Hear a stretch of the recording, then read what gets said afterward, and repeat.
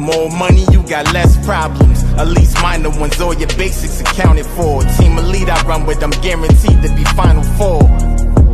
Less money, you got more problems. More money, you got less problems. At least. All right. Good evening once again, ladies and gentlemen. This is Tyrell coming to you from back, bringing Albany communities knowledge. And tonight I have the guest, the privilege of having Deryl McCray, my dude from Brick's Barbershop, among one of many things. And I've been working with this brother for years now, and it's a pleasure to be able to bring him and have him on tonight and to see what his views are and what he has to say for the state of Albany, his beliefs, and what he wants for the community. Actually, I think Deryl might be the first person that's actually not from Albany, but has been in Albany for quite some time. But I'm going to be able to find out his story because I have never found out the entire story either.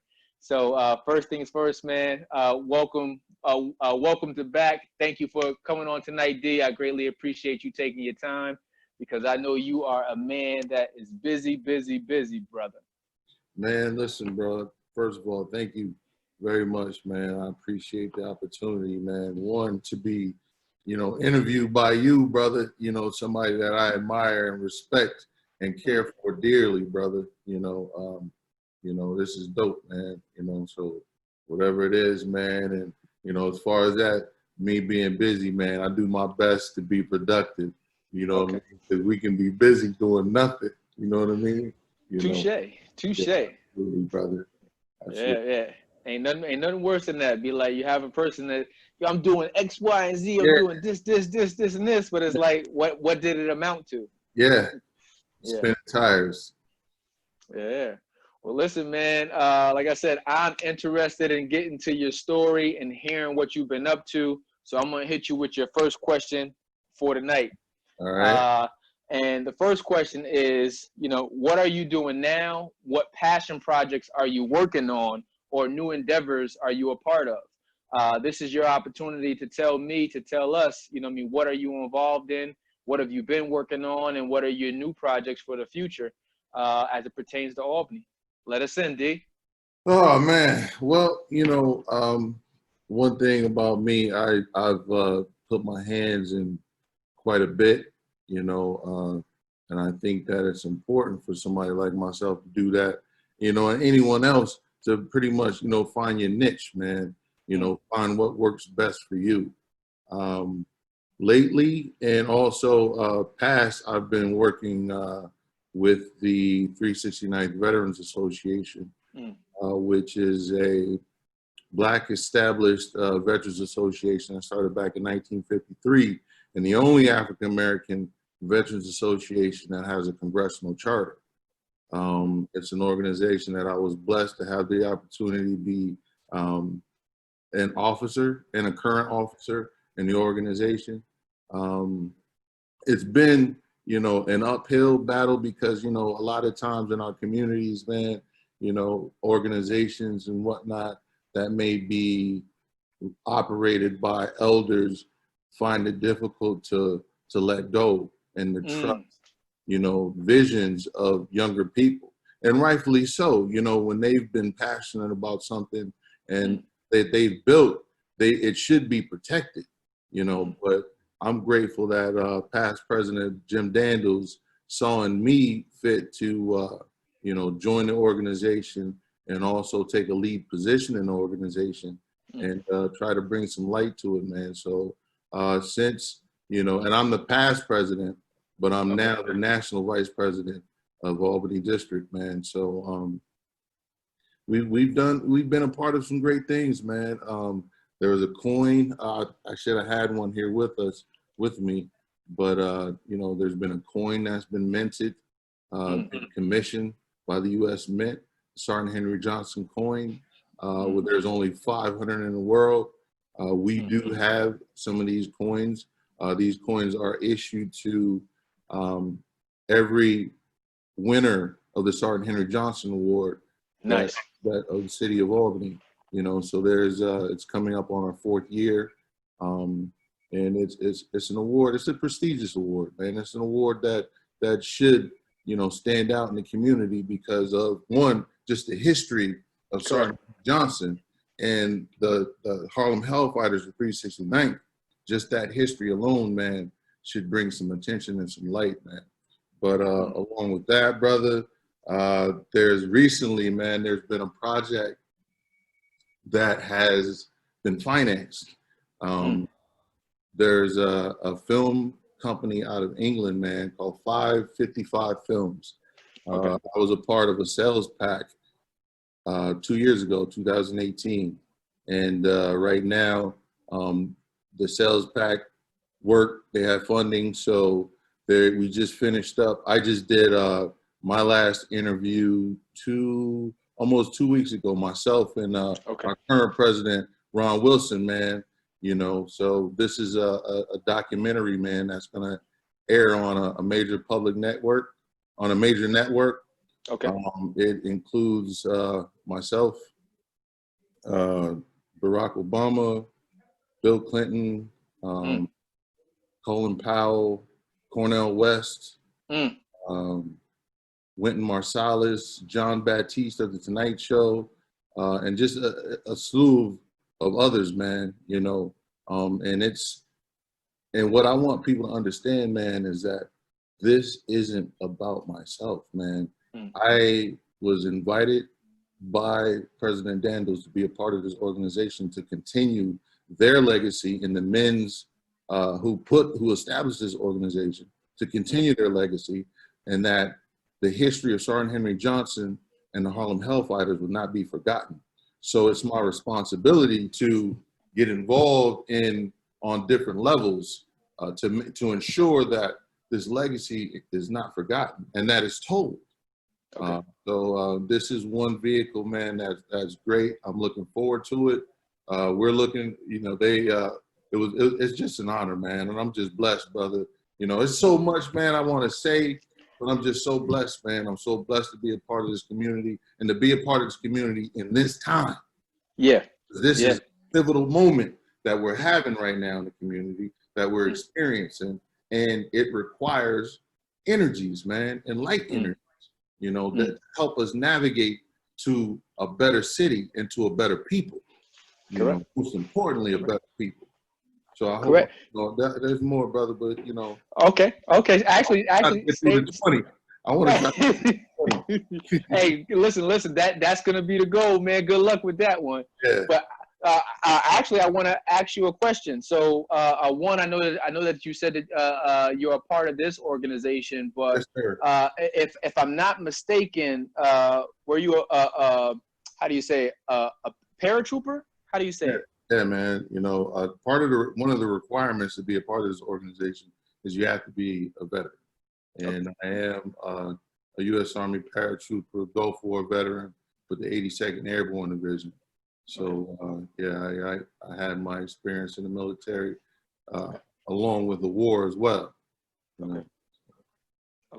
All right. Yeah, I just wanted to be able to make that connection. You know what I mean? Because you know, everything that should be obvious may not always be obvious. Right. But, you know. Right. I get it.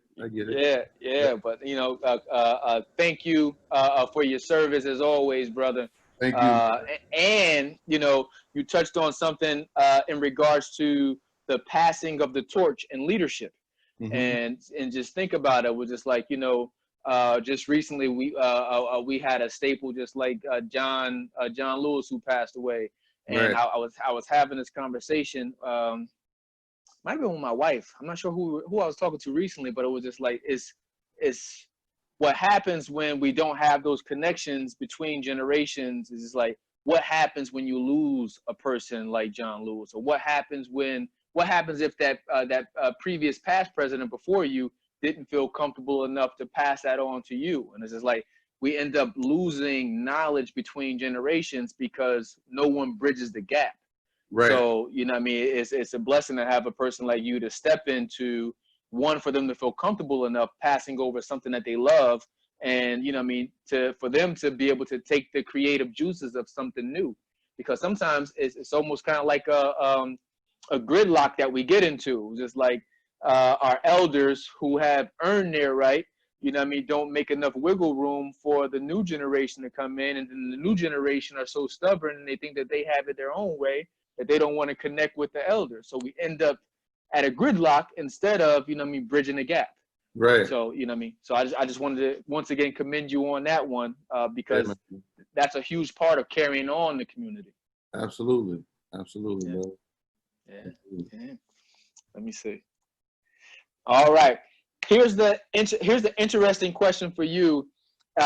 One, the question is, where's your favorite place to go to in Albany and why? But before you ask that question, like I think I might have started off earlier, I think you might be my first interviewee who's actually not originally from Albany, but I don't even know that to be true.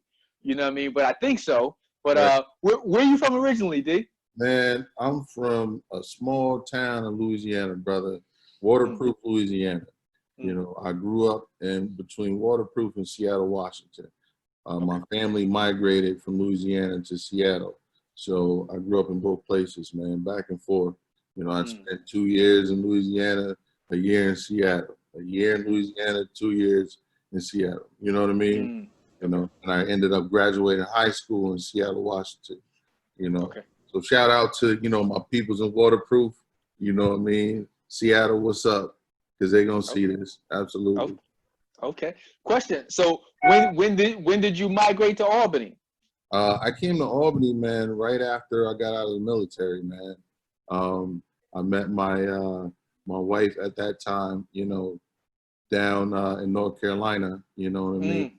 She was from the area and moved, and I didn't want to go back to Louisiana, nor did I want to go back to Seattle. So I said, you know, let's go to New York. You know what I mean? And to be honest with you, man, New York wasn't supposed to be it. You know what I mean? It was temporary. But, you know, hey, with a young family, man, the hustle and bustle, you get caught up. And then, you know, hey, me starting out, you know, working in a barbershop, you get intertwined and you end up getting woven into the fabric of the city, you know, and I'm here, man, you know, here, and I ain't going nowhere, bro. Okay. Hey, listen, man, I already know you got your, what's it called? You got your talents in. You are deeply rooted here. Yeah. But, you know, it was definitely something I wanted to know anywho, because it was just like, you know, I know you've been here for years. I seen a post the other day just with something else. I was like, man, you know, how long has D been in Albany for? But, you know, so I'm going to go back to the original question. What's your favorite place to go to in Albany and why? To be honest with you, man, I like going downtown, man, in Lincoln Park, man. You know, because when I first moved to Albany, I moved downtown.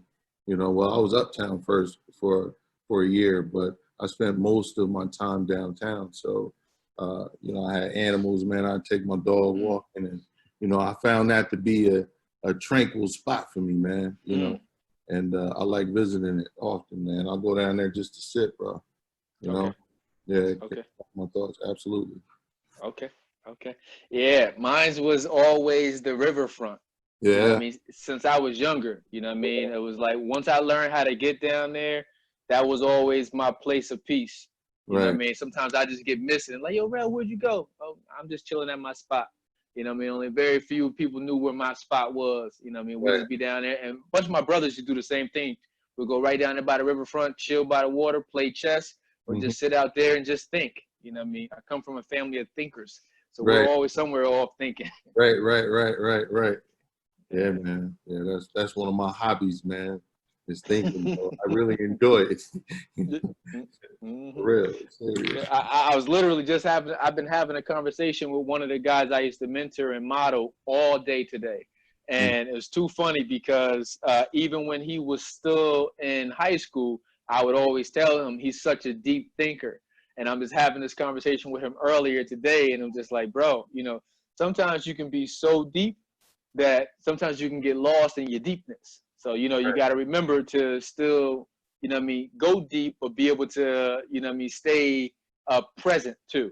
You know what I mean? It's like, you know, so I was just having this conversation with this guy for maybe about the last 3 hours. Just like, yeah, man. So go deep, but don't go too deep. Yeah. Come back. Right. Let me see. Thinking about your younger self, D, if there was something that you wish that somebody would have told you as a young man, what would you have wished someone told you as a young man? Thinking of the younger Daryl. Thinking of the younger Daryl, I wish somebody would have explained that we live a duality, man. You know, as far as our spiritual self and our physical self, man. Because if that's what most of our struggles are in life, man, you know, is that duality. You know, our spiritual side, which is our conscious side, and then our fleshly side, man, which is the natural man that wants all the things that usually aren't the best for us. You know? So I wish I had that explained to me, man, because I was a young person, brother, that was very inquisitive. You know, I was that kid, man, that why? And people always told me to shut up, you know, and a lot of times they told me to shut up because they didn't have an answer for me, you know, because I asked a question that may have challenged their level of thought at that time. You know what I mean? And, oh, boy, you think you trying to be slick, smart, you know what I mean? You smart aleck, you know, shut up.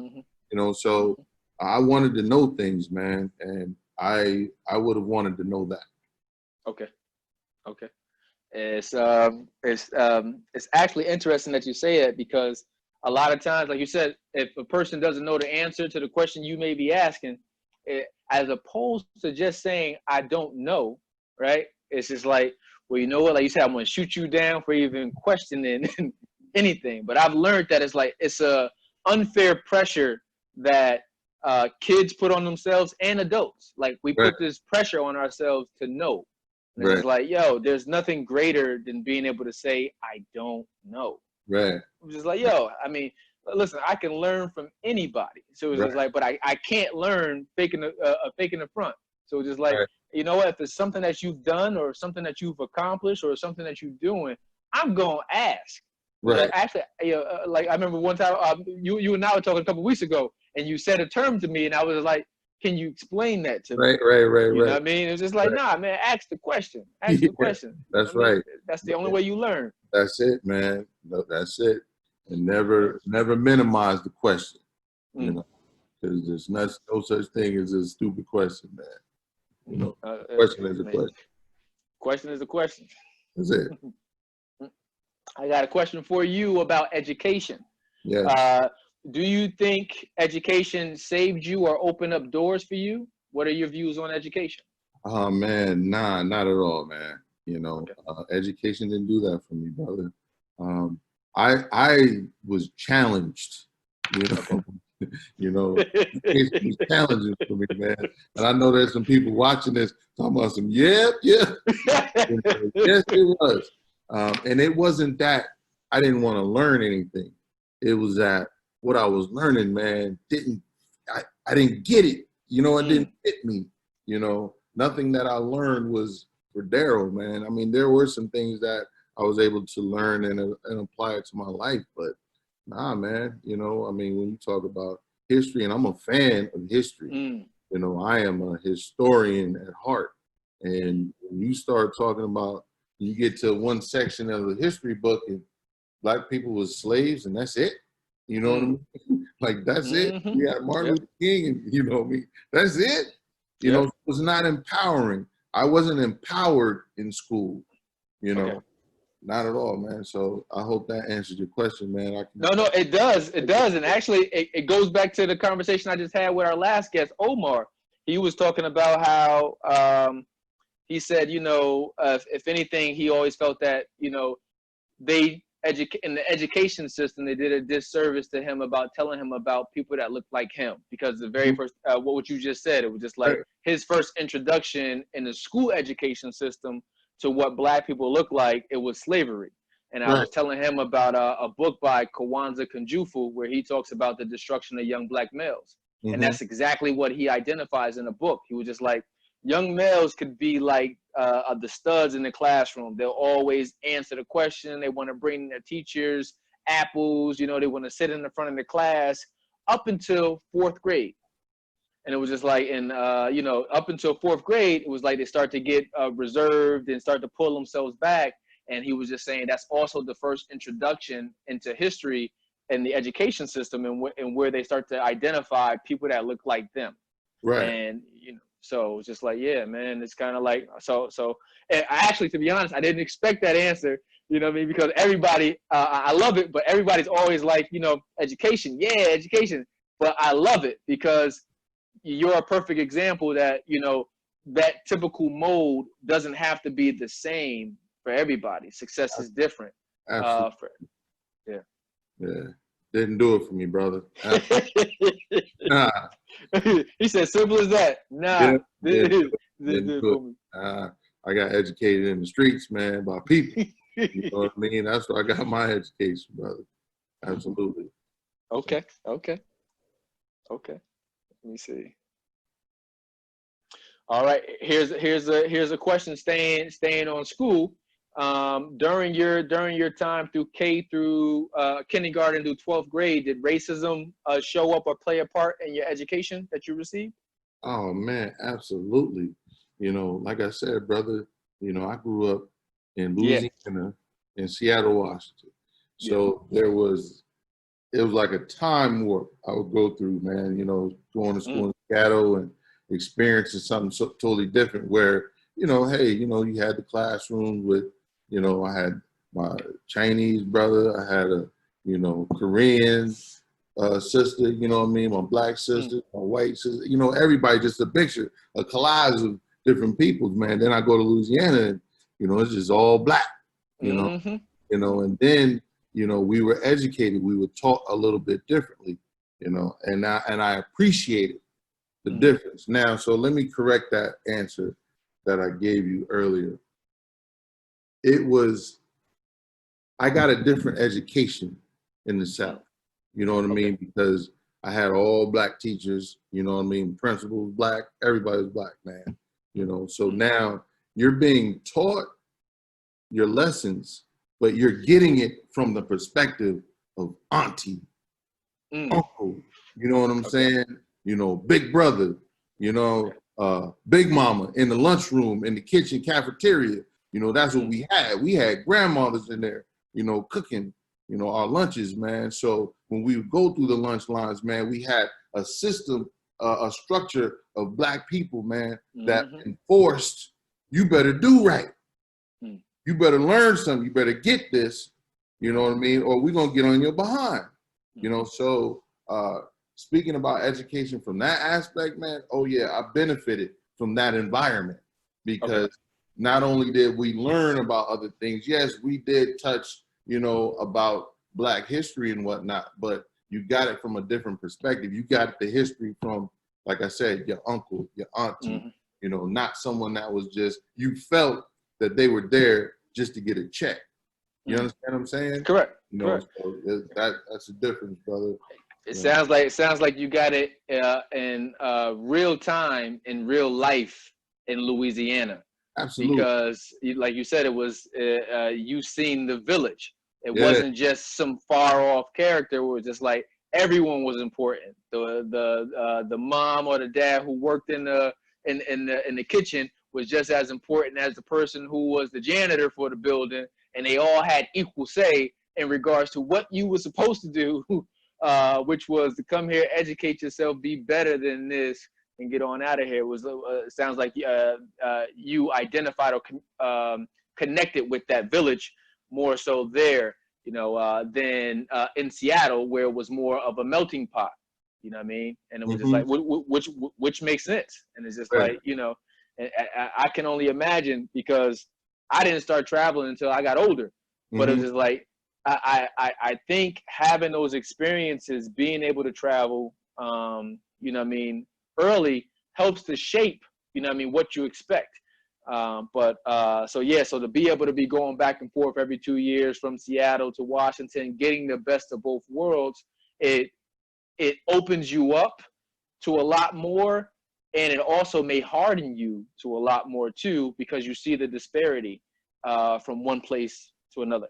If that makes sense. Absolutely, brother. Absolutely. Absolutely. Let me see.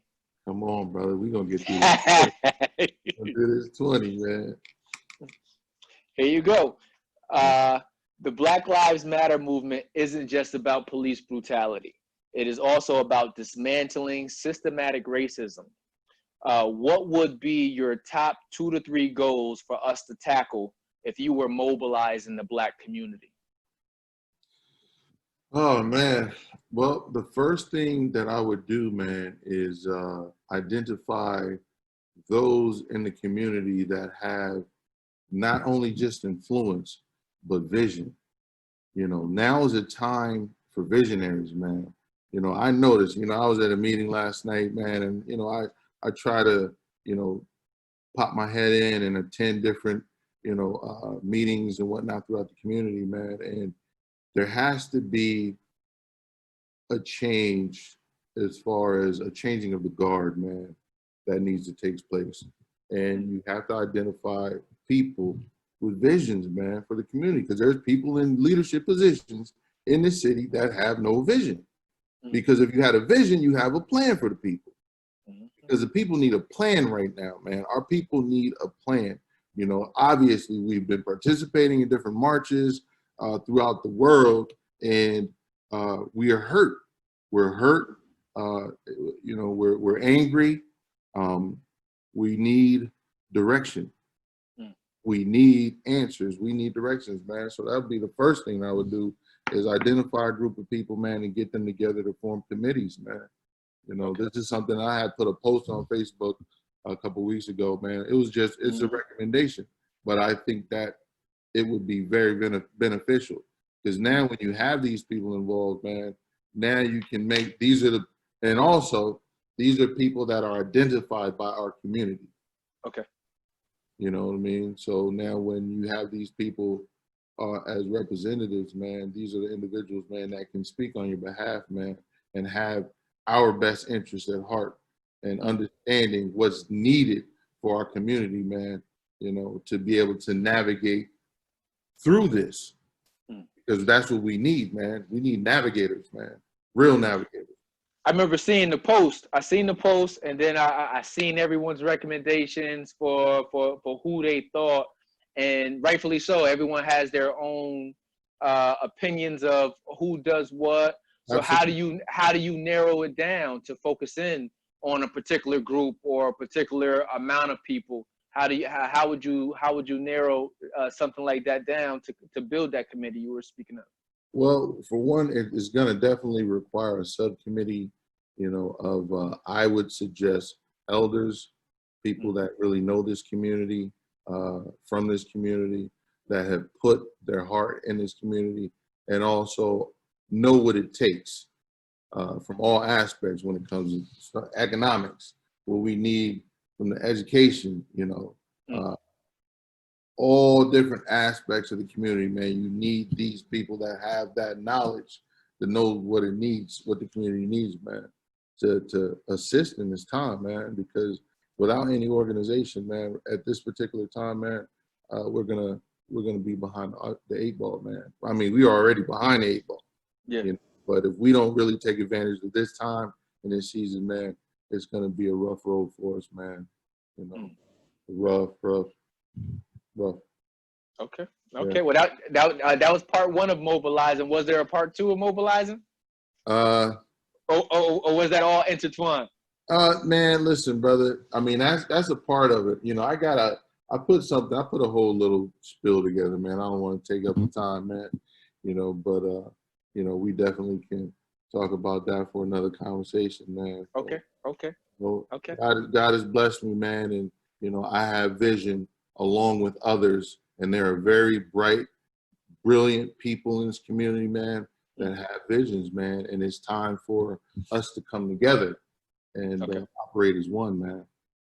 Okay. Well, listen, brother, I trust your vision, whatever that vision is. You know, I know you have mentioned some of it to me in the past, so I trust your vision and whatever it is.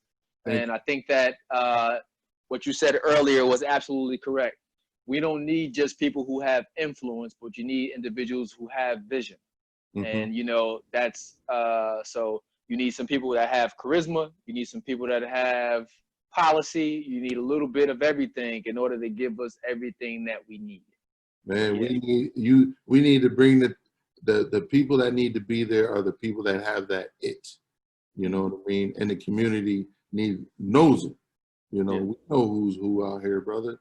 You know what I mean? You know, we know who is really doing things and who's not. And we have to speak on it. We have to put truth to power, you know, and do it tactfully, you know, because, we have some elders. There's people that have done some work, and not to minimize what they've done, but hey, man, your time is probably up, and you might want to consider your successor at this particular. Okay. So your biggest takeaway in regards to police brutality or the systematic racism that everyone's addressing, like I said, right now is a different time period. So it's pretty much get organized, put the plan together, and mobilize accordingly. Yeah, absolutely, man. Okay. Absolutely. That's what we got to do, brother. And it starts with us. You know, we have to do it. We have to do it amongst each other. You know, we have to come together and identify what it is that we need for our communities to be a better community, man. Obviously, economics is right on the top. You know, we ain't talking about the money. We really ain't talking about anything. You know, bruh, I could go into a long story. Okay. You know. Okay. I'm sensitive. I'm passionate and sensitive on that topic, man.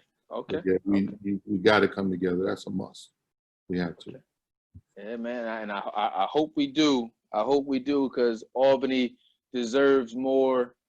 The people of Albany deserve more than what we've been given ourselves. Absolutely. And you know, I'm a stickler for accountability. You know what I mean? Accountability starts with yourself. So it's just like, what can I do? Also realizing my own limitations. What can I do? Right. You know what I mean? But it's just like, you know, if everyone does his part, it's like synergy. What is it? The sum of the whole is greater than any of the individual parts. Right. So if everyone does their part, you know what I mean, we'll be where we need to be.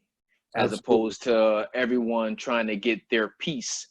You know what I mean? I'm gonna get my own little piece of this pie and I'm gonna go run or whatever. But it's just like, you know, ultimately it's a lot more of us that fall in the gap when everybody else goes and does their own thing, as opposed to us trying to stay the course. And I get it though. It's one, you know what I mean? I've always said I don't really have the stomach for politics, you know what I mean? But, you know, I respect it because it's a place for it. And it's just like, you know, but being able to put the proper people where they need to be influential in the lives, so it's not as many of us getting lost in that crevice, you know what I mean? And but the other part is that, you know what I mean, with accountability, you just got to be a realist too. Some people don't want it the same way, and I'm just gonna go ahead and say it. I learned that from experience, brother. And this is a fact. I learned that from experience, man. You can sit here and want it until you blue in the face for a community, for a person, but they have to want it too. The individual has to want it too. And, you know, that's the other part, just realizing, holding on long enough to realize that it's something greater than what you see right now. And that's like the whole premise with back. You know what I mean? Realizing that, I know you're getting bombarded with a lot of images of negativity and what's going on. And it's real, and it's a safety issue. It's a concern. It's fear-based, but also it isn't the end. Right. You know what I mean? It isn't the end. It's pointed out a lot of different dynamics that we got to change. You know what I mean? It's pointed out a lot more concerns or needs that we have, but it isn't the end. Mm-hmm. You know what I mean? If anything, we should be inspired and motivated to figure out what our part in the larger sum of things is, so that everything can come together at the proper time. Right. Yeah, bro. Let me see. Actually, on that, sadly, Albany has seen more and more violence, and our communities have experienced lots of loss over the past few years. Even 2020 by itself. You know what I mean? You know, I read the Times-Union every day, even living down here in the DC metro area. and I stay up on everything there. So, you know, what changes would you like to see? What is your hope for the city, D? Oh man, brother, man. Besides seeing a unified city, man, you know, I mean, as far as some of the changes I'd like to see, man,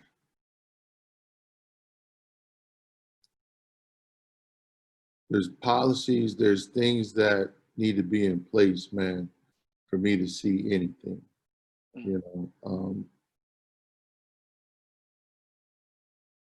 As far as gun violence is concerned, brother, you know, and I might, you know, deviate from your question just a little bit.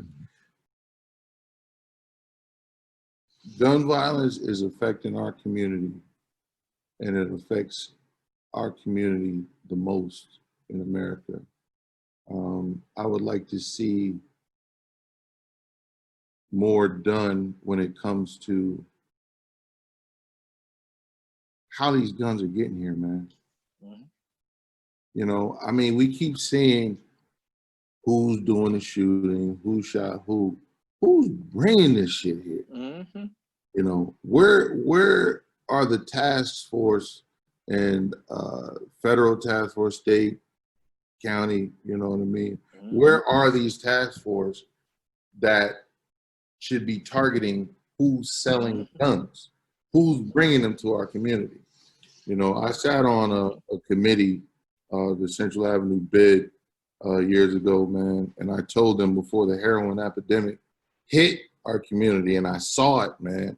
And that's one of the things about being in a barbershop and being in the front window. You have the opportunity, you have a front row seat of the community and what's going on. You know, and Central Avenue happens to be pretty much the heartbeat of the community that runs up State Street down into the Capitol and whatnot. You know, so I saw it, man. You know what I mean? I'm seeing the heroin epidemic evolve. You know, mentioned it, but obviously when you mention certain things that doesn't impact their, you know, their community is not a concern until it impacts the community.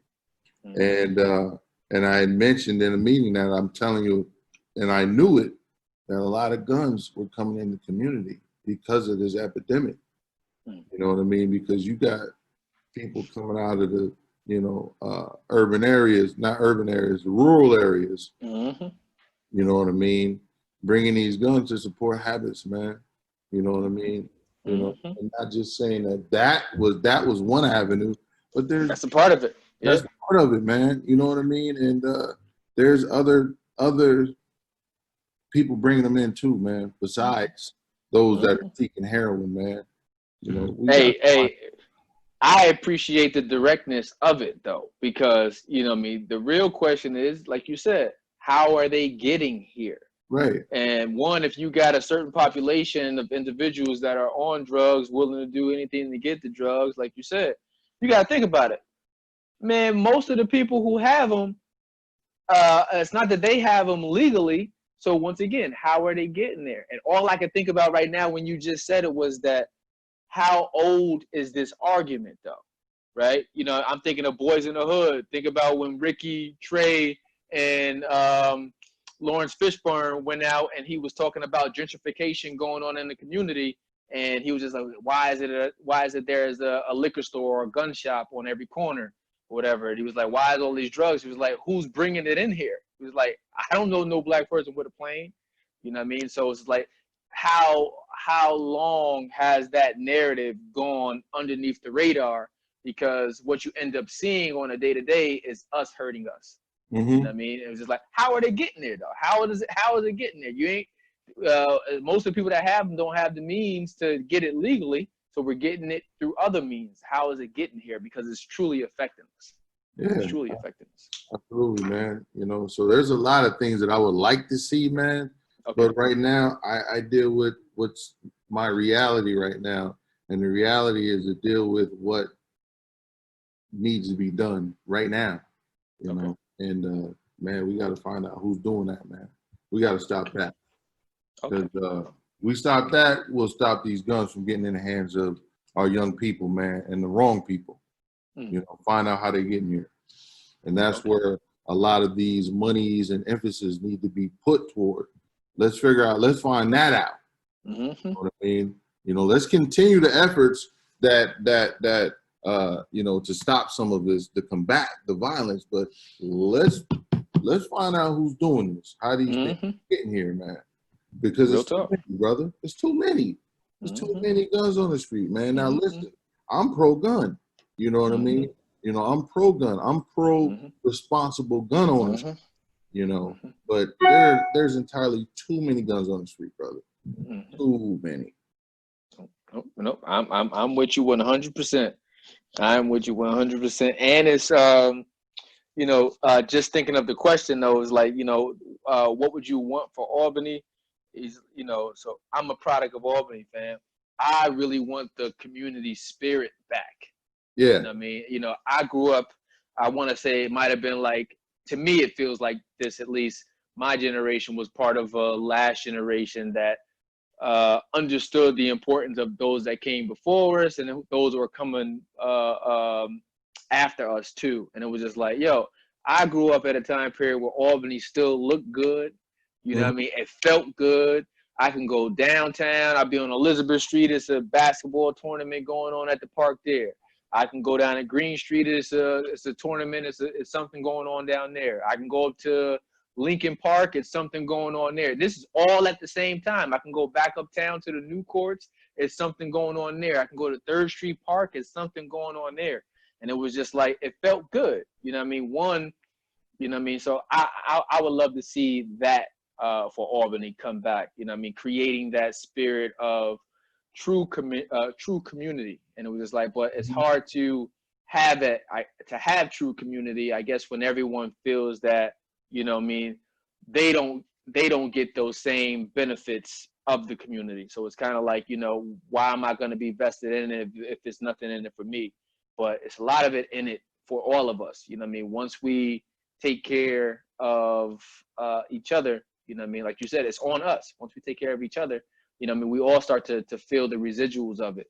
Be able to go outside and not have to worry about catching the stray bullet. You know what I mean? They shooting and doing all types of things everywhere. It's like, you know, hey, yeah. So anywho, I know you and I got a goal tonight. So, you know, I ain't gonna mess up our goal. Let me see. If you had $1 million to invest in a building or a community resource in Albany, how would you spend it? It's a big boy question. I know you like finances. $1 million to invest in the community, as far as just $1 million, just to put $1 million. Yep.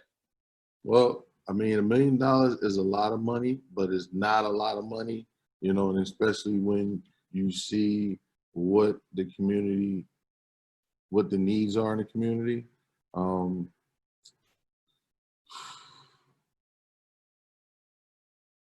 A building,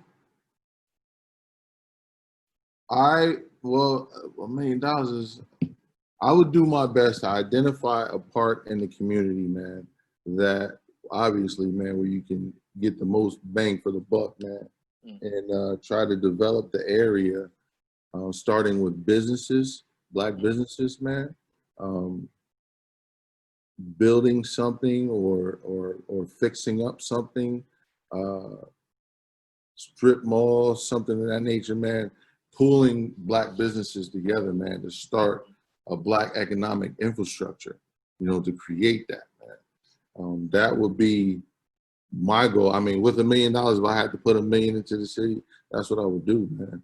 Okay. You know, pull the Black businesses together, man, you know, and now start with these businesses that's been pulled together, cooperative economics, and start buying and developing the area, you know, one property at a time, man. There you go, right there. And actually, just to give a little teaser to an interview that's coming up, I'm sitting down with Charles Toohey soon on an interview too. He used to be a huge supporter of my model program, and he's also the chair of the Albany Land Bank too. And you know what I mean, to realize how many properties that Albany has and you know what I mean, what's needed to really, how much more money you really need after you pay those cheap prices to get the house, you know what I mean, to be able to bring back those type of truth topics and conversations. We'll be having those pretty soon too. But yeah, man. Let me see. All right. Think of some of your hardest learned lessons and the wisdom that you gained from going through those. What would you tell the generation behind you so that they could get through bumpy roads? One thing I would definitely tell any young person and any person is try to ride in the passenger seat of humility. To stay humble as you possibly could, because through humility you're protected in humility, man. And you also have the opportunity to see clearly, you know, with the foundation of humility, man. You know, because humility gives you the opportunity to see through high grass. You know what I mean? You can see the snake coming, you know, before it positions itself to strike you.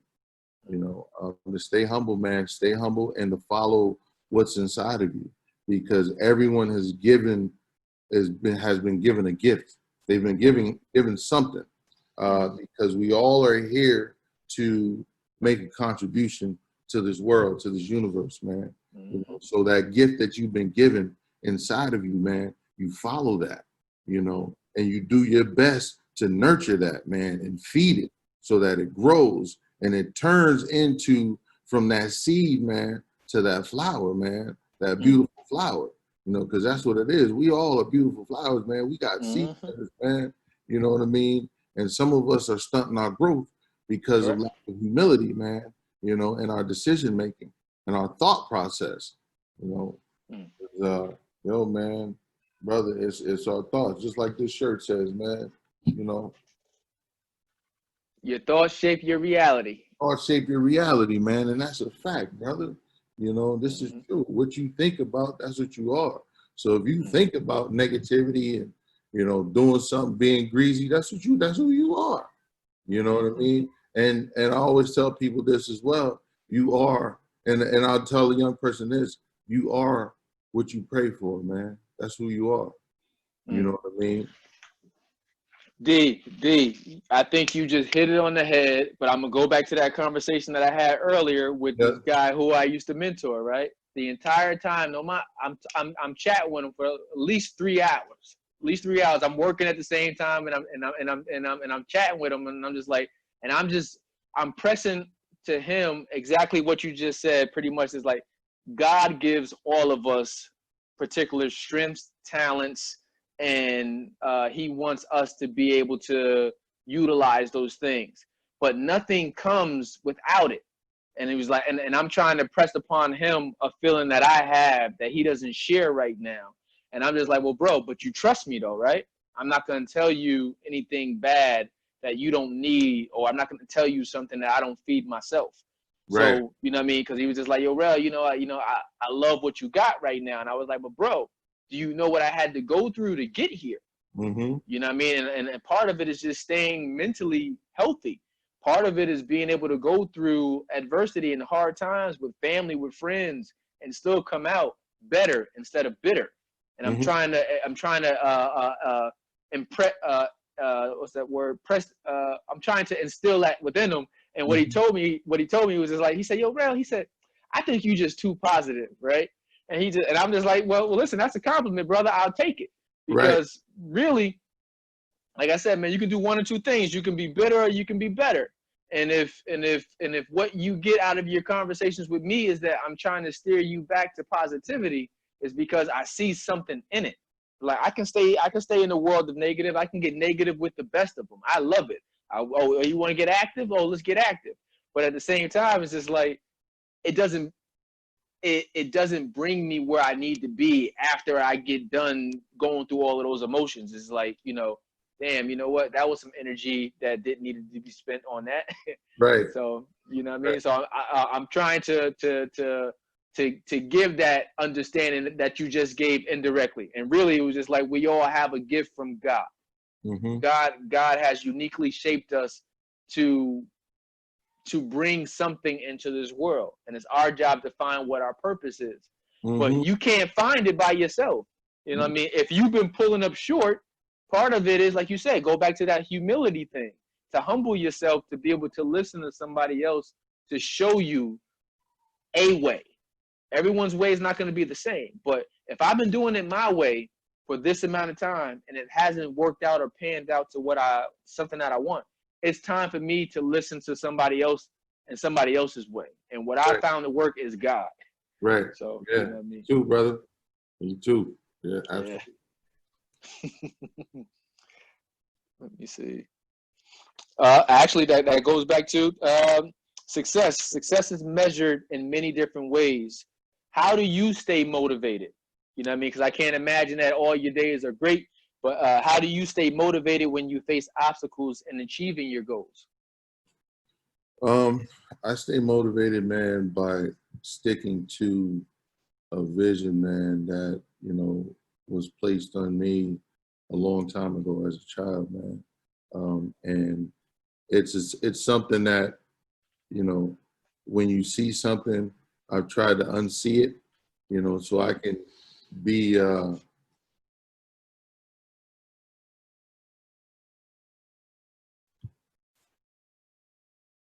average, you know what I mean? You know, and that's the lack of not Dumbing yourself down. Dumbing myself down, fam.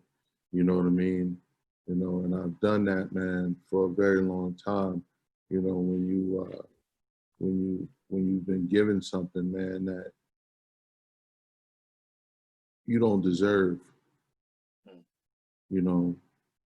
Man, real man, I got this, brother. Listen, man, I got to deviate, brother. Bro, I got to say this, man, and I want to say this too, in reference to the Sergeant Henry Johnson thing, because I started out, you know, talking about accolades, man, but we need to talk about how all this happened. You understand what I'm saying? You know, you ask me questions about, you know, where am I from? Why am I here? You know, who, you know, good questions, brother. You know, but we're not going to get through the 20 tonight. You know, okay. we're gonna talk a bit, man. And I need to, you know, and it's not me, man. You know, it's Father, man. You know, when I was young, I was always that kid that inquired and was very inquisitive and wanted to know things because I saw something, man. You know, and I saw something, but I didn't know how you get there. But I always had questions because I saw something. And it's difficult to express to someone a vision, especially when you don't have the life experience to articulate it. And you don't have the knowledge, man. But I've been seeing something for a long time, man. And I've been led here to this community, man. It wasn't by no happen, it just happened that way. No. Came here from the military, man. I was looking for a job, started at UPS. UPS let me go. They only hired me for the holiday hours. And me, a man with a young family and whatnot, I got to provide for my family. So one thing that my mother always told me was, whatever it is that you choose to do in life, make sure that you like it, because if you like it, you may love it and you'll make the best of it. And unfortunately, I don't have the best relationship that I would like with my mother, but that was one of the things that she told me, man, that kept to me, man. And I said, all right, make sure you like it. So I always toyed with cutting hair, man, as a kid, man. 12 years old, I was cutting my hair, man. You know, my uncle used to cut my hair, and I felt that I could do a better job. So I started cutting my hair, and next thing you know, my brothers looking at me and they, yo, D, man, yo, can you cut my hair too? So now I'm cutting my brother's hair, you know, and then from time or two, I cut, you know, different people through the community and whatnot. And through my travels back and forth from the South to Seattle, that was my thing. You know, I was kind of like the barber, and, you know, did it throughout the military, got out.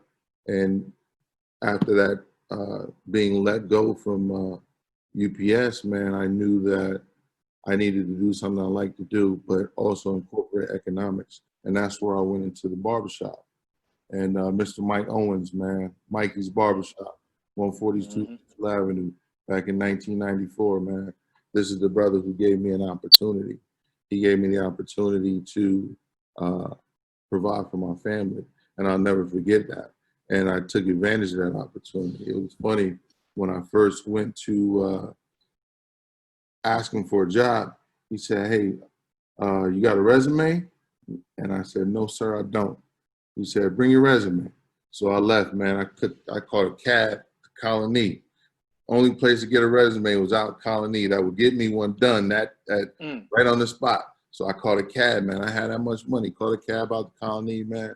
Got the cab, got the resume, came right back to Mr. Mike, man. And I said, "Mr. Mike." Mr. Mike said, "I told you, you know," he said, "Young man, I told you to bring back the resume." I said, "Sir, I did." He said, "You got the resume?" I said, "Absolutely." So it was off of that, he told me, he said, "Listen, I don't know if you know how to cut hair, but I'm going to tell you what, I'm going to give you an opportunity because how bad you want this opportunity. I have to give you a chance. You know, young man, you went, you know, before the close of business. I had a resume, man. You know what I mean?" So that's where it began, man, 1994. And getting to know the community, I started to see a need, and I started to see where I could fit in the community. As far as, okay, I'm a passionate man, I care about people, and the more people, as my clientele starts to grow, I'm having the conversations with people about the community. So you know what, I need to get involved. And that's where I started, man, 1995, getting involved in the community. And, you know, and next, you know, John and I from True Images, man, you know, we linked, we cut together at Mikey's, and we launched True Images together, man. And that's where you saw in that post, man, where I put that, you know, hey, look, I hadn't spoken to the man in 23 years, you know, since that. Yeah, that was dope. You know, yeah, man, that was, yo, bro, and I meant that. You know, I love that brother, man. That brother, you know, he taught me. Mr. Mike gave me an opportunity, but John taught me how to fish. And he could have fed me for a day, brother, but he taught me how to fish for the rest of my life. And since then, it's been a blessing, man. And I'm truly grateful. You know, for years, I've struggled with the duality, the spiritual man and the fleshly man, you know, and also having this vision that you have, that you see, that has to come out. You know what I mean? How do you do that? And I'm learning, and I'm going through stuff. I'm making mistakes, man. You know, I'm not a perfect person. I'm not on here to say that, hey, look, D's just the best thing since sliced bread. Not at all, fam. I'm not here to say that, man. But I can say that I humbly appreciate everything God has allowed me to do. You know what I mean? Up to this point. You know, there's so much stuff that he's allowed me to do that I've forgotten about. You know, one of the great opportunities was working with you, brother. You know, we did what we did, man. You know what I mean? Which still exists to this day. You know what I mean? It wasn't because of bricks. You know, that was because of you, brother. That was your idea. Hey, brother, let's get back to the community. This is my organization, whatnot. Great idea. Fell in love with it. Still love it to this day. And we do it because this is what you did, man. You know, and that's all I want to do, brother, is be a blessing to people I see. And I'm going to use my influence, and I'm going to leverage it and the relationships that I have to make better and more opportunities for the community. This is who Daryl is, man. You know what I mean? Daryl is a man who committed to the God a long time ago.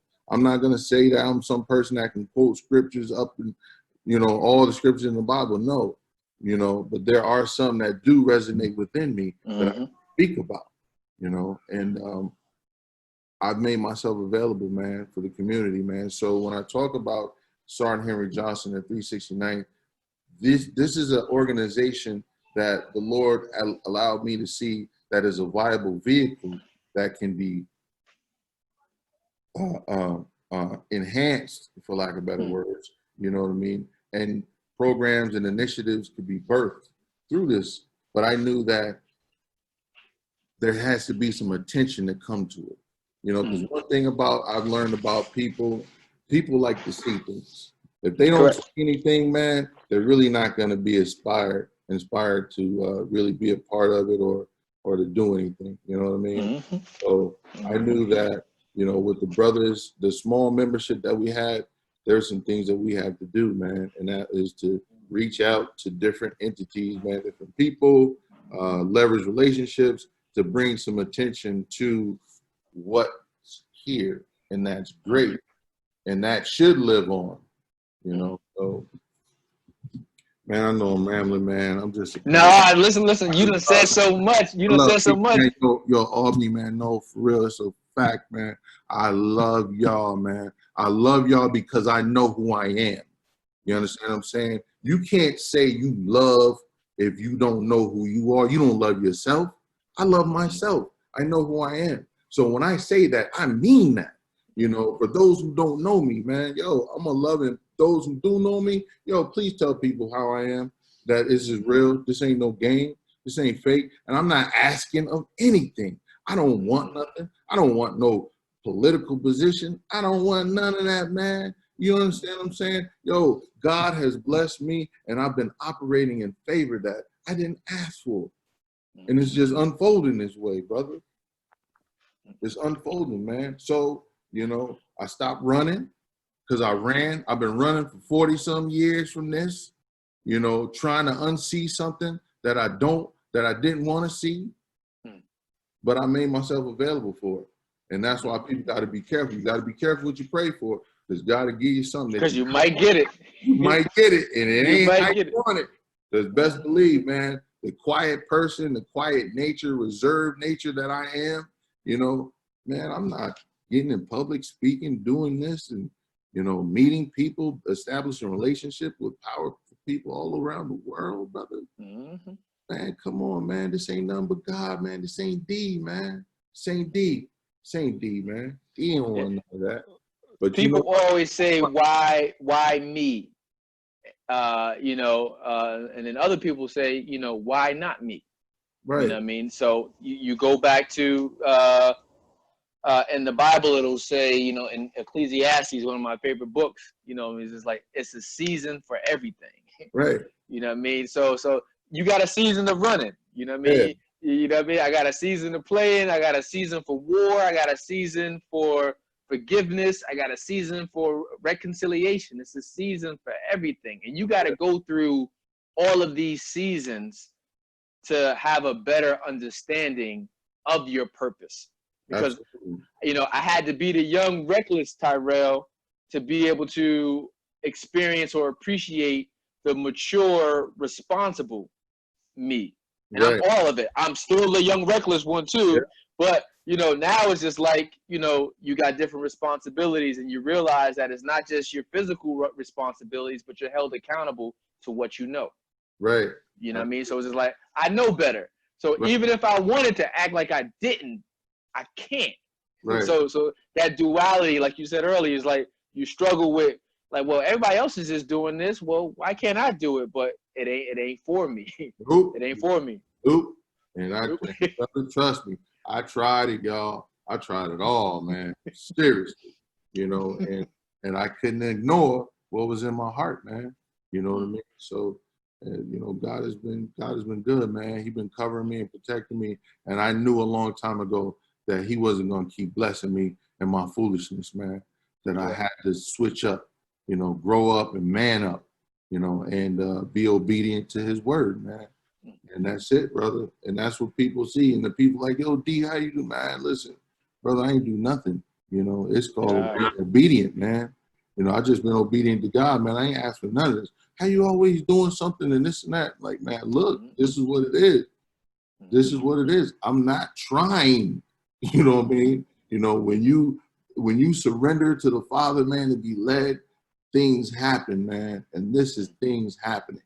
And He's doing it for a reason. And I'm all in, man. I'm all in. I'm all in. Let's go. Let's go. You know what I mean? Let's go. We need to get to where we need to get to as a people. And I'm all in, man. And I'm not afraid. I loosed myself of fear a long time ago, brother. I'm not afraid, man. I've accepted any and all consequences for standing up for righteousness, man. You know what I mean? I ain't afraid, man. Come on, brother. Okay. As John Lewis said, getting into good trouble. Yeah. Get into good trouble. Yeah. You know what I mean? So and that's it, man. It you know, sometimes people see your end product and don't understand the journey that it takes you to get to the end product. And that's why they say, some of the best preachers are the individuals who have gone through and tried almost everything.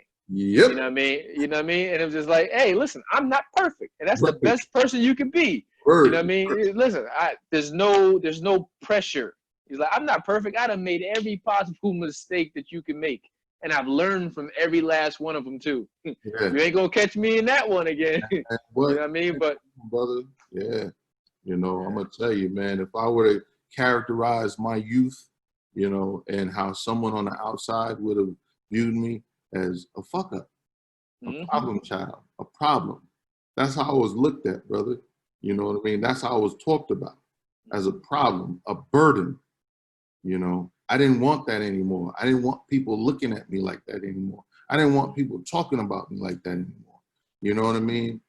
So I had to make the necessary choices, man. That's another thing I'll tell young people. Listen, the power, and also grown people, the power is in the choice, brother. Power, the true power of God is in the choice. That's why he gives us the ability to make choices, free will, man. You can choose success, you can choose failure. You can choose life, you can choose death. It's a choice.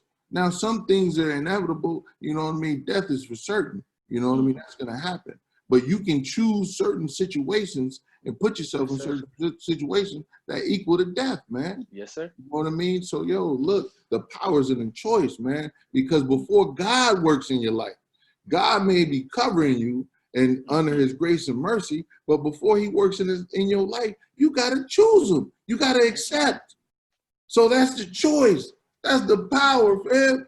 You know what I mean? For him to be effective, you gotta accept, bro. I had to throw my hand, bro. I've been running, bro. Running from this shit. Everything y'all been seeing me in Albany, man. You know what I mean? As far as, black man, I've been running. Track shoes on, man. Track shoes on. Because I saw what it is that God has me to do. And brother, and there was fear. You know what I mean? Like, God, come on, man. No. Are you serious? You got me doing this? Oh, man, I ain't asked for this, man. I ain't asked for this. This ain't sometimes it's the fear of knowing you're going to have to change and not knowing if you're going to be able to live up to that change. Yeah. Like I told somebody before, it was like, I used to be scared of being positive, D. I used to be scared of being positive. Coming from my environment and was just like what was considered to be cool, what you needed to do to be real. Right. Like, well, I used to be scared to be positive because it was just like, I thought I was going to have to change myself. I was going to have to create myself into a character that I didn't know. Right. And that scared me. And then it was just, like I said, once I realized that was a false reality, as they say, fear, that was a false reality. It was just like, I could still be authentic, real, and be positive. Right. I can still be connected to these people over here in the streets. I can be connected to these entrepreneurs over here. I can be connected to wherever I needed to be connected to. And once you get to that place of acceptance, you start to accept your responsibility, your God purpose a little bit more, because it's just like, hey, you know what? Now all my friends, my wife says it all the time. All my friends always make fun of me right now, because when something's going on, they be like, I didn't know you were gonna start talking about God. You know what I mean? It was like, hey, listen, but this is my personality. This is who I am now, and I'm talking to you from experience. Yeah. You know what I mean? So you know what I mean? But it'd be like, yeah, man, that's me, man. That's man, no. That's what, you know what, man? Let's talk a little bit more about this, man. Yeah, hey man, you should have been on my call earlier today, because you don't know how hard it was trying to convince this young man, you know what I mean, that the key is only one thing. You know what I mean? It was like, bro, you want a lot of things, but it's only one thing you need. One thing. He's like, what is it, Rel? God.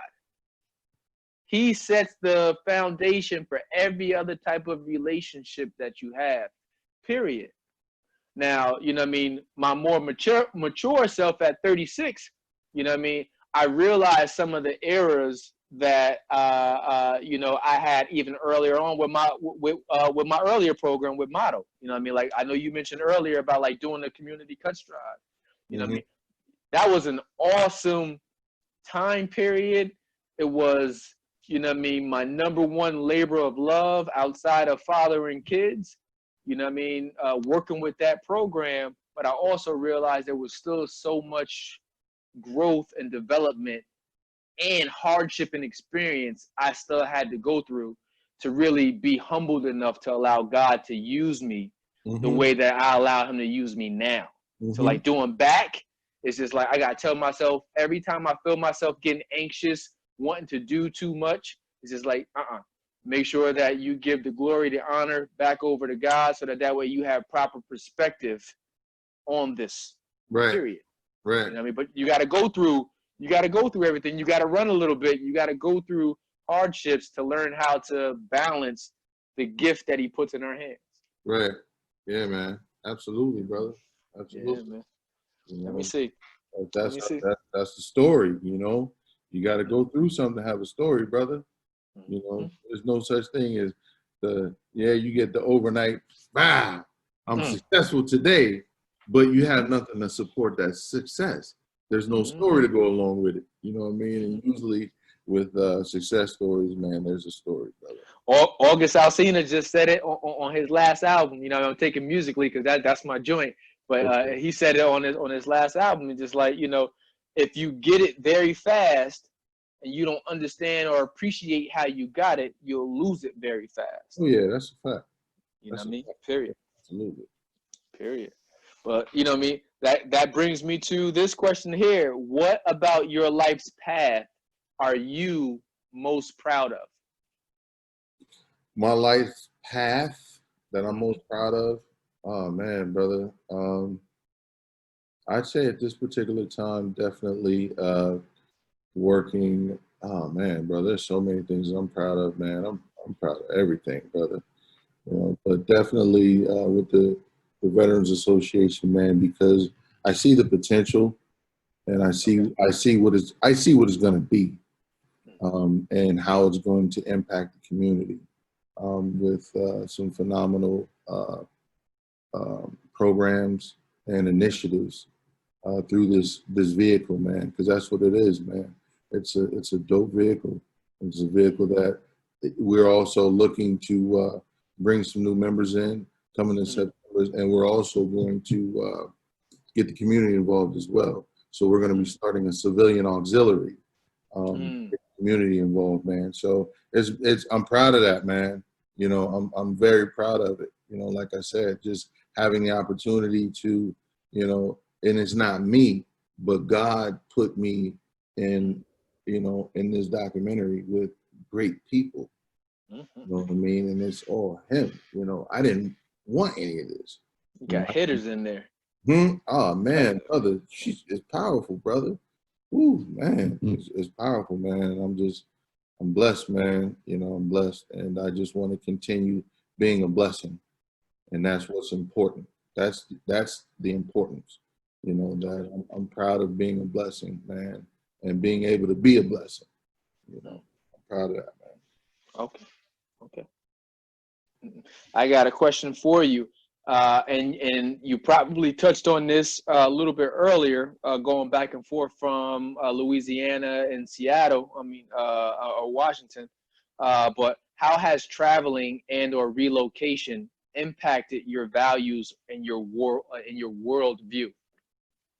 How has traveling impacted? Oh man, just having the opportunity to be in different environments, and you're learning, you know, cultures, even stateside, man. You know, a while, about 6 years ago, I was going through some things, man, and I needed some time to myself. And, you know, I left. I went to the barbershop, told the fellas, hey, fellas, I'm out. They're like, where you going? I said, California. They said, how long? I said, I don't know. So I went to California, man, and I got my my CDL and got a truck, and I just drove around the country, man. And I had the opportunity to stop in every state that you can drive through, and most cities in the country, just to peep the vibe, man. And this is America, and I'm just peeping the vibe in, you know, Idaho and Wisconsin, and, you know, Kentucky, and all different places, Louisville, you know what I mean? And all throughout the, you know, throughout the country, man. It really helped me put a lot of things in perspective as far as we're all going through the same thing, man. You know, everybody's going through the same thing throughout the country. We might say it a little differently, but it's all the same. And you get to see it. You get to see it on so many different levels. It was just like, you know, for those of you guys who haven't picked up yet, you know what I mean? Like I said, I think I might have touched it, but, you know, Deryl is a barber. You know what I mean? He owns one of the most profitable and fun places to go get your haircut. So sitting in your chair for all of these years, you've seen and come into contact with all types of people. And it was just like, you know, people who go to the barbershops or to the hair salons, they realize how important and impactful these places are. They're pillars in the community. So it's just like everybody goes to the barbershop. You know what I mean? You guys get to touch so many different people. That's part of your travel too.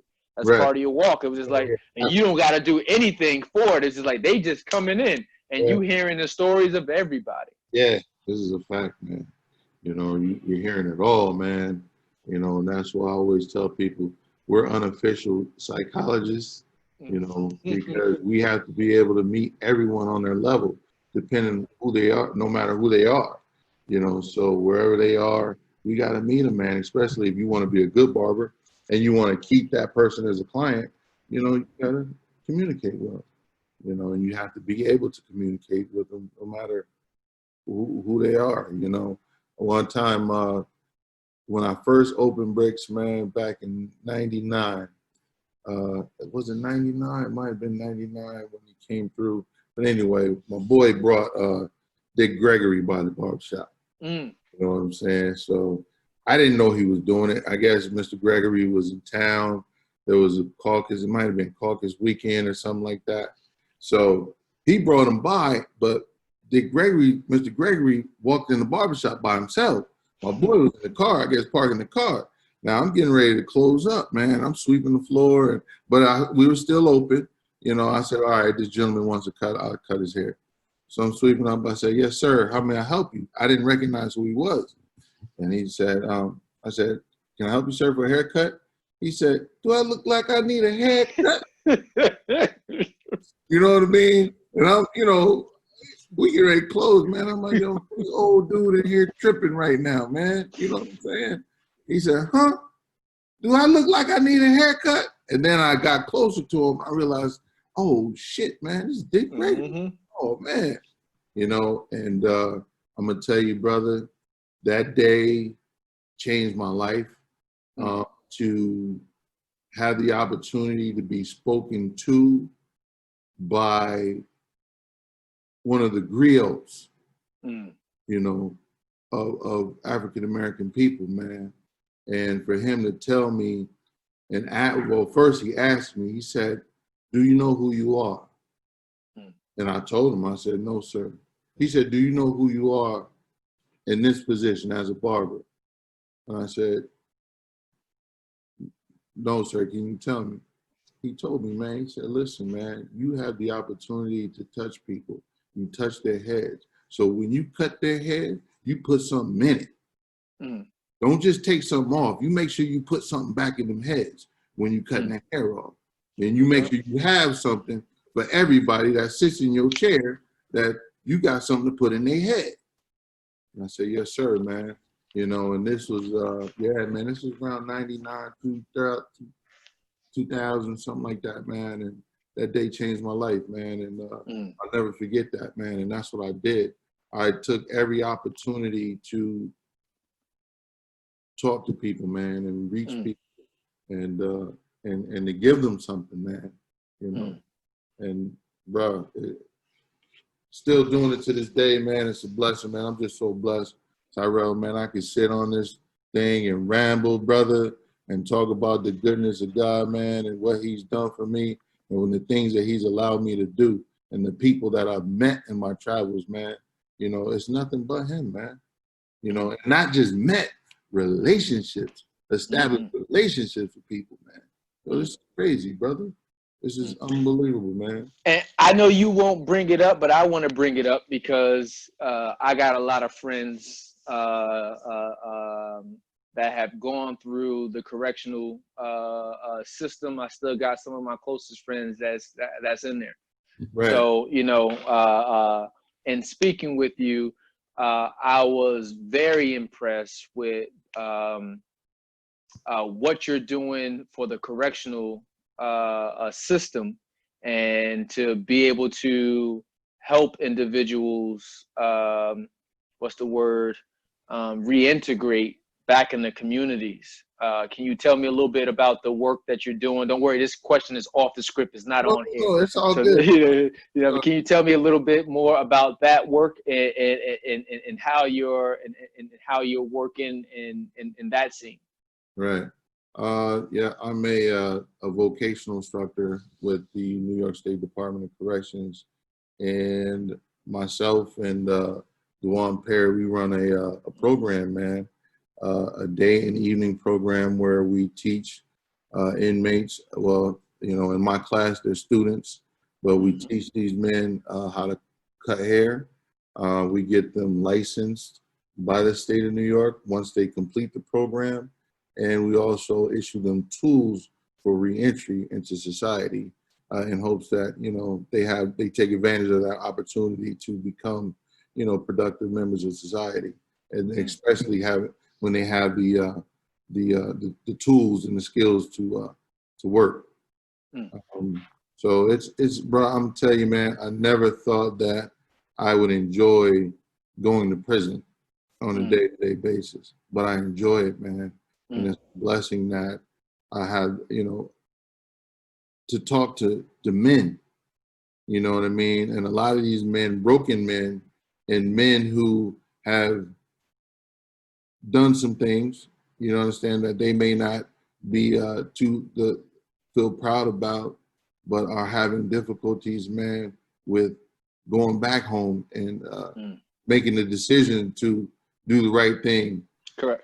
And or do the wrong thing, man. So I see the struggle, and that's why it's also important for communities to come together, you know, so we can organize and we can put things in place so we can help some of these brothers, man. We can receive them, you know what I mean? Because you got a lot of brothers, man, you know, not all of them, you know, want to do the right thing, but there are a few, man, that really want the opportunity, they really want to change, man, you know, but in order for them to stay consistent in their change and their process, there has to be opportunities for them, man. Correct. There has to be opportunities, and there has to be structure. So there has to be a community. They need to be able to come back to a community, not the hood.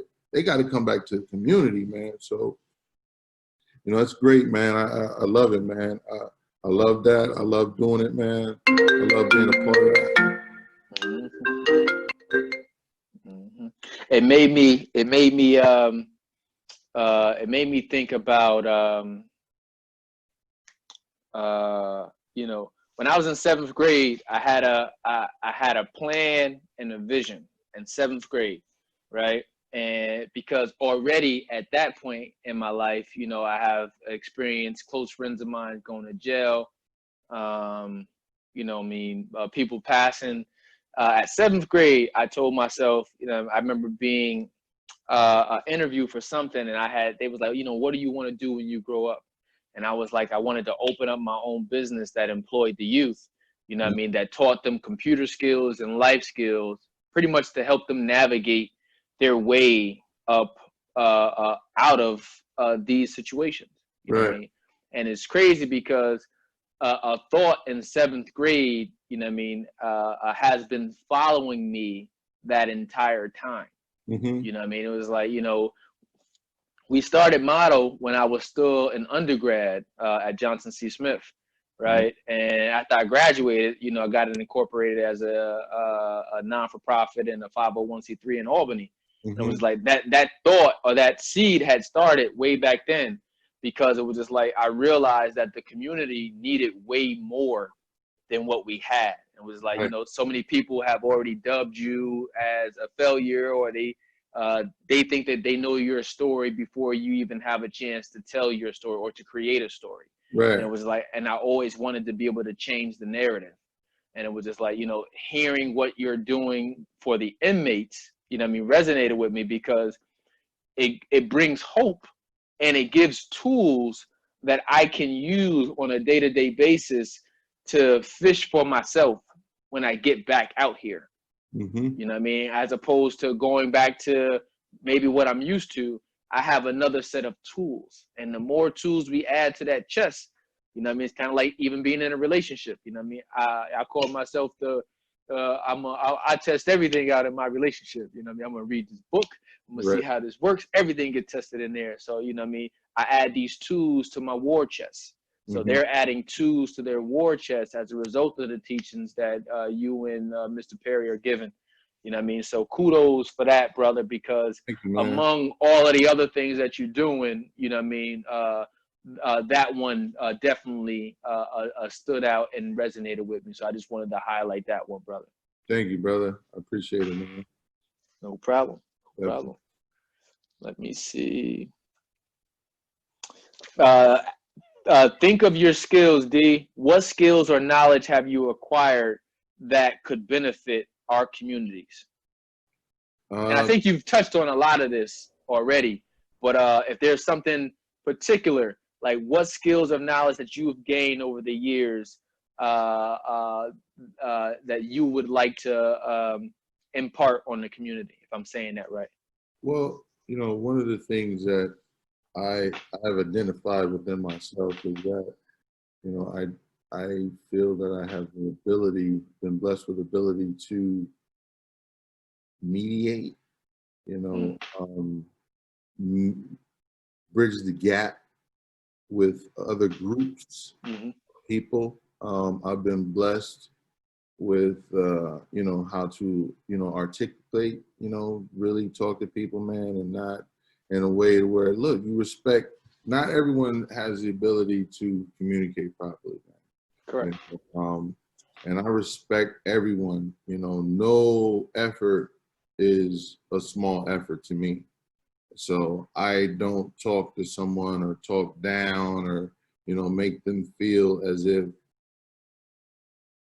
we can't communicate, man. So that in leadership, man, you know, leader, bro, you know, like I said, you know, I, you know, didn't want certain aspects of leadership, but I welcome all of it now. And I'm willing to, man, make myself available to do what's necessary for change, man. You know, I'm all in, brother. I'm all in. All in. Okay. And unbeknownst to you, we're on question number 19 out of 20. Wow, that's crazy, man. All right, cool, man. So I got 2 more questions for you, brother. Let me see.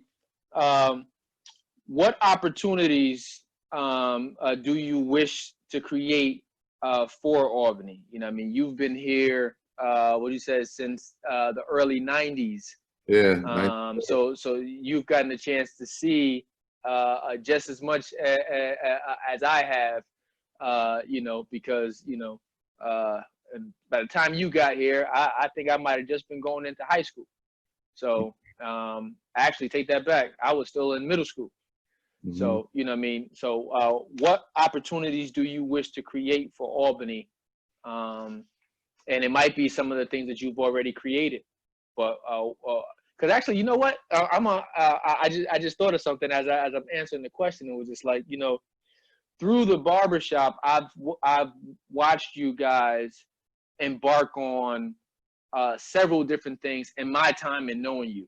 Mm-hmm. Whether it is even with Danny getting involved in the boxing scene with his brother, whether it was you guys bringing comedians into the Albany community, whether it was partnering with us at Model to give a haircut, free haircuts to the kids going back to school. You know what I mean? What do you wish to create for Albany? Man, I wish to continue doing what, you know, I've been doing, but on a grander scale, is creating economic opportunities, man. You know, that's what Bricks is, man. Bricks has been a platform of building for the community, getting involved in the community, but also giving brothers an opportunity, man, to provide for themselves and their families, man. You know, we've been teaching barbers, man, employing barbers, and also encouraging barbers to do their own thing, you know, to where there's several businessmen now in the communities, man, throughout the capital region who are doing great works, man.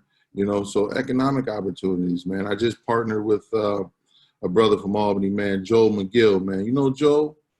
Joe McGill? I can't say I do. Joe McGill, man. Joe McGill and I, man, we started a company together called JD Glove Guys. But Joel also owns McWood's Distribution out in Oakland, California, man.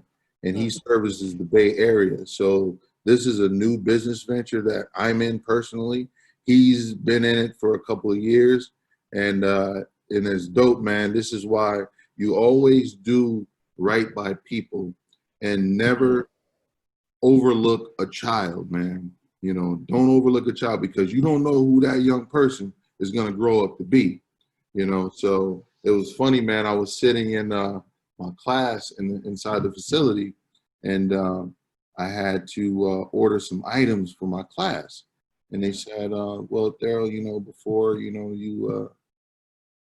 you had to find a minority vendor.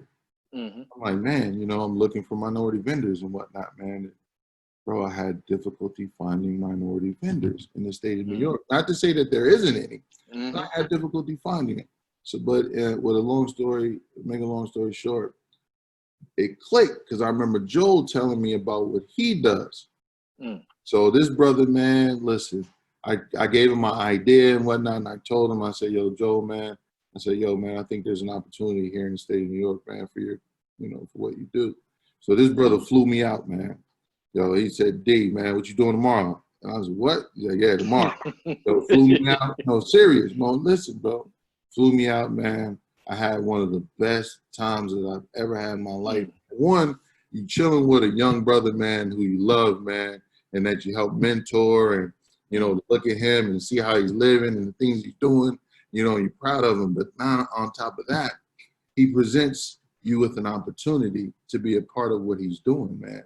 So that weekend, you know, there was a conference, man, and he was the minority business owner that spoke at the Twitter conference, man. So, man, we had Twitter headquarters, man. You know, and we, had the car service drop us off, man. We had Twitter headquarters, and I'm watching this brother from Albany, man. Albany on stage at Twitter. You got Google there, Facebook, Instagram. You know what I'm saying? PayPal, you know, because it was about supplier diversity. So he was the speaker. He was the minority business owner, you know, speaking on supplier diversity, man. So, bruh, man, and he and I, man, you know, that's all we want to do is create opportunities for the city, man. So we have another vehicle, man, that we're working on that's in place, man. It's funny, I just got my business cards today, bro. You know, hype, man, you know, for real, bro.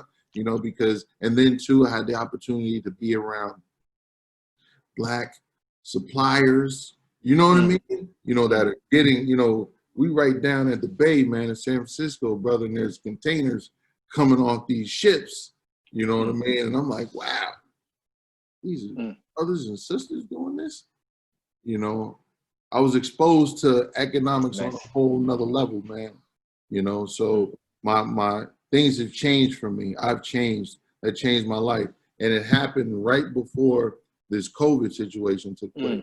So mind you, man, during this COVID shutdown, you know, and I'm so blessed that brother, man, me and this brother was selling PPE, man, during this whole time, man. You understand what I'm saying?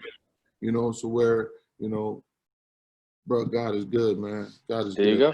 So, but economic opportunities, brother. That's what I want to provide. Opportunities for people to make money. Yep. Okay. All right. All right. I appreciate it. Yeah, Let me see. Currently, and this is my last official question for you, but I always have one statement or one ask that I ask every interviewee before you leave. But this is my last official question for you. Are there any resources like apps, books, podcasts, media accounts that inspire you that you're following right now that you can share with the public? Man, nah, brother, but I'm following yours, and I'm gonna share yours. Touche. Yeah, absolutely, brother. But nah, I don't, man. I really don't. I really don't watch. You know, nah, I don't. Okay. I'm definitely sharing yours, brother. I'm following you. Yeah. Oh, hey, listen. Well, I definitely appreciate. I appreciate the support, and I always support. And I'm sitting here. I'm looking at myself in this Western right now, so I'm seeing my shirt. I always support. So even on my shirt, it says "Keep the money on the forward." I don't know if you can see it, but it says "Keep the money on the forward," and there's actually one of the guys from Charlotte who went to Johnson C. Smith with me, who started Motto with me when it was still just a student organization. But he does amazing work down in the Charlotte community. But one of his things is keep the money on the forward. My university is built on Betty's Ford Road in Charlotte, North Carolina. And he started a whole initiative to support Black-owned businesses. Like on the back of my shirt, let me see if you can get that.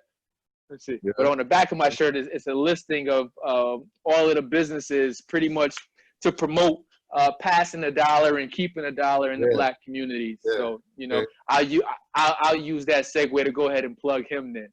Yeah, absolutely. That's what's up, man. Yeah, that's what it's all about, brother.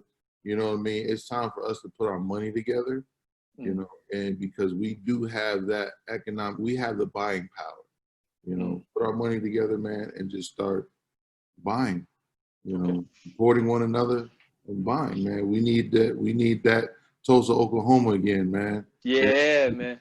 You know, so that's what I would really like to see happen here in Albany, because Albany is a small community, man, and unique, and it has so much upside, man. You know what I mean? And it could be done. It can be done, and it's gonna be done, brother. It's like any infection, man. You know, it gets worse before it gets better, but yo, it's gonna get good, man. You know what I mean? I believe so too. Man. And part of it is staying positive. Staying positive even when you see a bunch of negative, because you know, eventually that negativity is going to die down too. And as my pastor says it on my church every week, he was like, we done been in lockdown for the last 5 months. The question isn't, you know what I mean, or shouldn't be on how things were before you went in. It's going to be how you are coming out of this. Right. And if you're not better, you know what I mean, what were you doing with your time? Right. You know what I mean? So, but yeah, man. Hey, listen, we have gotten through all of our questions for tonight. And my final statement or question would be, if there is anyone that you would recommend, D, that you think that I should interview next, this is the last question I always ask all of the interviewees, because I'm tapping into the people. My first set of interviews for my back interviews are people that, one, I've communicated with or done business with, or individuals who I see and that inspire me when I watch their social media feeds and see what they're doing. But I always like to ask the people that I'm interviewing as well, because I'm sure that you have somebody else that may inspire you. So if there was one person that you think I should interview for these back interviews, who would it be? Man, I'm gonna tell you, brother, I'm gonna say a name, but I really feel that this brother needs a platform to speak and to say something. And that's the brother Aaron Dare, man. Okay. You know, definitely, bro. You know, Okay. that brother's been on my heart, man. He's been on my spirit, and I couldn't see any other name but his at this time, man. But yeah, Aaron Dare, Okay. bro. All right. All right. Hey, listen, Sure. I'll leave it. I'll leave it. I'll leave it just as that. Thank you very much for the recommendation, and I will add him to the. I'll add him to the book for potential people to interview. So thank you very much for that one. D, I always tell you, brother, it's always a blessing, an honor, and a privilege to speak whenever we do catch up. I'm extremely proud of you. I'm extremely thankful to know you. And I'm extremely thankful that our relationship has evolved over the years. So Absolutely. Keep doing what you're doing. Keep staying positive and keep being the inspiration that you are. Absolutely, man. And you continue doing the same thing, man. And God bless you as well, man. Love you, brother. Appreciate you, man. I love you too, man. Thank you very much, my dude. You have a good night. You too, man. Peace, man. Peace. Yeah.